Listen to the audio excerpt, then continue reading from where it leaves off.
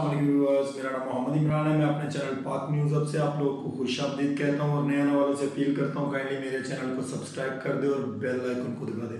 Viewers, आज हम बात करेंगे आसिफ अली जरदारी साहब की तबीयत नासाज है। इसके ऊपर किसानों के साथ गवर्नमेंट का मामला तय पा चुके हैं।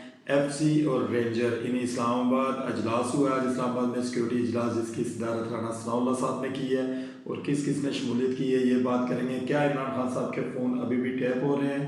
उसके बाद बात होगी मरीम नवाज़ की प्रेस कॉन्फ्रेंस के बारे में। बात स्टार्ट करते हैं व्यूअर्स आसिफ अली जरदारी साहब से।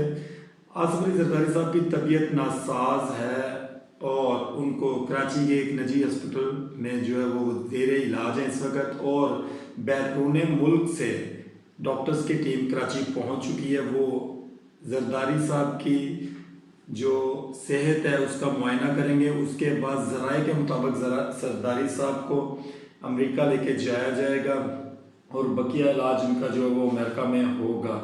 जरदारी साहब चूँकि उनको लंग्स प्रॉब्लम है इस वक्त, उनकी हार्ट जो है वो ऑलरेडी उनके अंदर स्टंट उनके डले हुए हैं। उसके बाद उनको बीपी का भी प्रॉब्लम है, डायबिटीज़ भी है उनको। जरदारी साहब मुख्तलिफ़ किस्म की इस वक्त जो डिजीज़ हैं उसमें फंस चुके हैं। अल्लाह ताला जरदारी साहब को सेहतयाबी और तंदुरुस्ती वाली ज़िंदगी दे, क्योंकि जरदारी साहब का इस वक्त एक इम्पोर्टेंट रोल है पाकिस्तान की सियासत के अंदर। और बहुत सारे सियासी इख्तलाफात अपनी जगह, लेकिन एक इंसानी जान अपनी जगह। आसिफ अली जरदारी साहब जो हैं वो पाकिस्तानी सियासत का एक अहम पहलू हैं। उनके सिवा जो है वो पाकिस्तान की जो सियासत है उसको चार चांद नहीं लगते। जितनी देर तक आसिफ अली जरदारी साहब के माइंड यानी कि उनके दिमाग का फार्मूला इस्तेमाल ना किया जाए तो लोग कहते हैं कि एक जरदारी सब पे वारी। अल्लाह ताला जरदारी साहब को सेहतयाबी और तंदुरुस्ती वाली ज़िंदगी अता फरमाए। उसके बाद किसानों के साथ पीडीएम की जो इस वक्त मौजूदा गवर्नमेंट है यानी कि नून लीग एक मुश्तरका गवर्नमेंट है जिसको 74 वज़ीरों के साथ नवाजा गया है।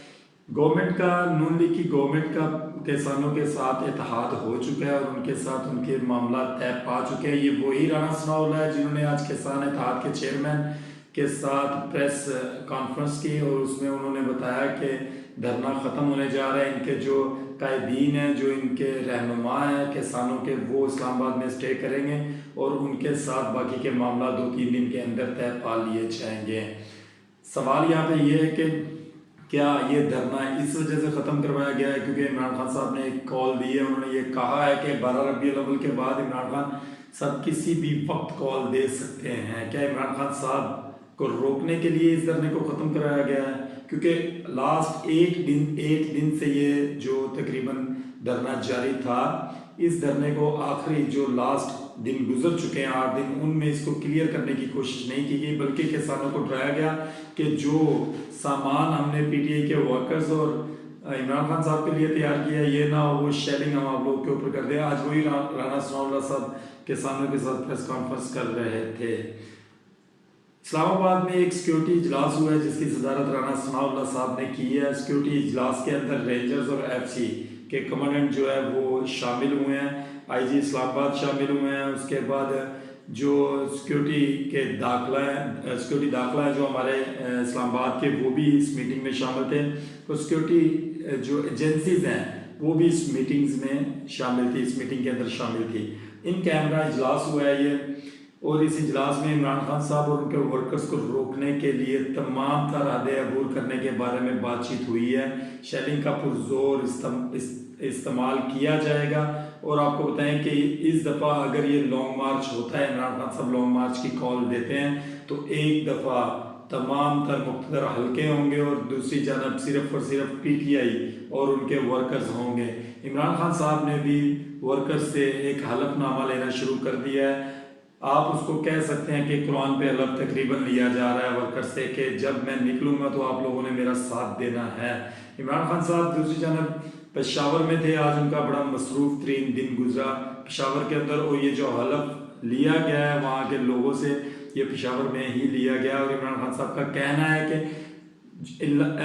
जो लॉन्ग मार्च होने जा रहा है उसकी डेट इसलिए नहीं वो अनाउंस कर रहे हैं क्योंकि अभी तक उनके जो है वो टेलीफोन जो है वो टेप हो रहे हैं। वो कह रहे हैं कि किसी भी कोई ऐसी गुफ्तगू में टेलीफोन के ऊपर नहीं किसी के साथ कर रहा जो कि बाद में जैसे ऑडियो लीक्स आई हैं इस तरह की कोई मजीद लीक्स आए। इसलिए वो कह रहे कि मैं अचानक जो है वो कॉल दूंगा, और अचानक कॉल पे मुझे ये यकीन है, मैं पुरइत्माद हूँ कि अवाम मेरे साथ निकलेगी और इन चोरों डाकुओं का एहतसाब करेगी। और इलेक्शन की डेट लिए बगैर उन्होंने कहा है कि हम वापस नहीं जाएंगे। दूसरी तरफ राणा सनाउल्लाह की पूरी टीम और सिक्योरिटी एजेंसीज और उसके साथ साथ अदारे जो लॉ इन्फोर्समेंट के अदारे हैं, वो तमाम के तमाम अदारे जो है वो तैयार हो चुके हैं, फोर्सेस तैयार हो चुकी हैं। और आपको यहाँ पे बताएं कि इस्लामाबाद के अंदर जो मेन इनकी बिल्डिंग्स हैं गवर्नमेंट्स की, उनके ऊपर फौज को तैनात किया जाएगा, उनकी रखवाली फौज करेगी। बाकी जो इस्लामाबाद को इस 27 किलोमीटर को कवरेज देंगे वो उसमें रेंजर्स, एफसी और इस्लामाबाद पुलिस और सिंध पुलिस शामिल होगी और सिक्योरिटी एजेंसीज के बंदे भी शामिल होंगे।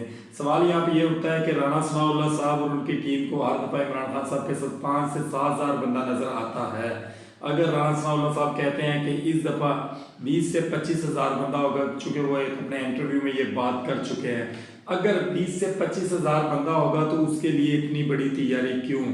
40 हज़ार शेलिंग की तैयारी क्यों? ड्रोन्स की तैयारी क्यों? इस्लामाबाद पुलिस, सिंध पुलिस, एफसी, रेंजर और उसके साथ साथ जो है सिक्योरिटी एजेंसीज और भी हमारे जितने भी अदारे हैं वो तमाम के तमाम अदारे एक्टिव हो चुके हैं इमरान खान साहब के खिलाफ। जो बैकडोर्स बताया जा रहा था कि इस्टेब्लिशमेंट के साथ इमरान खान साहब की बातें हो रही हैं, ऐसा मेरा नहीं ख्याल कि अब कुछ हो रहा है, क्योंकि अगर ऐसी कोई बात होती तो रेंजर, कम से कम रेंजर और एफसी आज के इजलास में ना होती।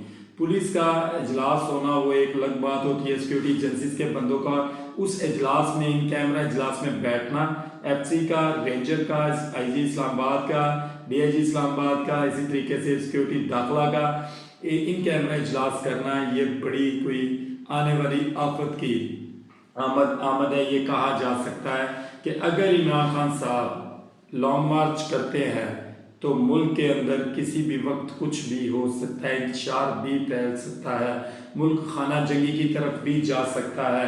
जो राणा सनाउल्लाह साहब करने जा रहे हैं, 25 मई से ज़्यादा की तैयारी की हुई है उन्होंने। अगर कुछ ऐसा होता है तो इस्लामाबाद से अंदर से, इस्लामाबाद के अंदर से और रावलपिंडी के अंदर से उठने वाली अवाम को कैसे रोका जाएगा? क्या उनको नज़रबंद किया जाएगा? क्या गिरफ्तारियाँ शुरू होने वाली हैं? क्या आने वाले दिनों में कोई बहुत बड़ी गिरफ्तारियाँ होंगी? देखते हैं, लेट्स सी कि नेक्स्ट आगे क्या होने वाला है।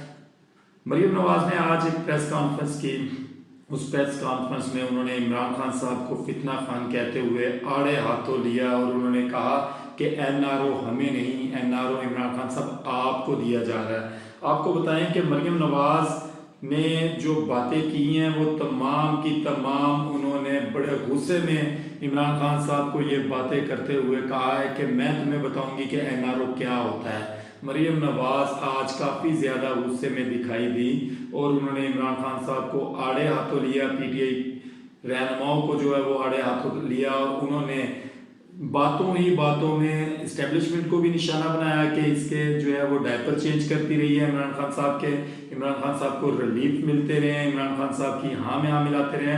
बल्कि उन्होंने अपनी प्रेस कॉन्फ्रेंस का आगाज इससे किया कि इमरान खान साहब एक वक्त था कि इस्टेब्लिशमेंट के साथ एक पेज पे थे, और उसके बाद उन्होंने जज ज़ेबा चौधरी के ऊपर जो इमरान खान साहब का बयान था उन्होंने उसके ऊपर भी बात की। उन्होंने कहा क्या अदालत ने ज़ेबा चौधरी से, जज ज़ेबा चौधरी से पूछा है कि हम इमरान खान साहब को माफ़ करने चाह रहे हैं?